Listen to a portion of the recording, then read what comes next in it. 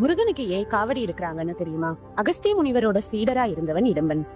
பலசாலியான அவன் எவ்வளவு பெரிய வெயிட்டா இருந்தாலும் ஈஸியா தூக்கிடுவான்.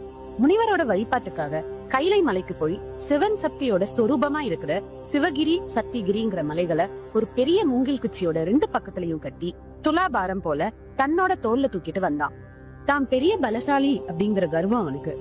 கைலை மலையில இருக்கிற முருகப்பெருமான் அவனுக்கு பாடம் புகட்ட நினைச்சாரு.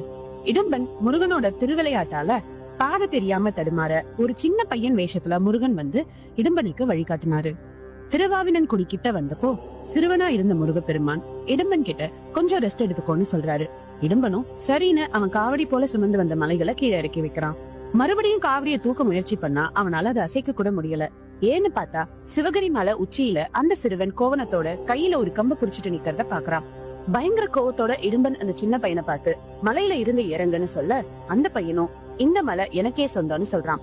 கோவத்துல இடும்பன் அந்த சின்ன பையனை அடிக்க போக சின்ன பையன் உருவத்துல இருந்த பகவான் முருகன் இடும்பனை புடிச்சு தள்ள அவனும் கீழே விழுந்து மயங்கிடுறான். அகஸ்திய முனிவரும் இடும்பனோட மனைவியும் முருகன் கிட்ட மன்னிப்பு கேட்க முருகப்பெருமான் இடும்பனை மன்னிச்சு தன்னோட காவல் தெய்வமா மாத்திக்கிறாரு.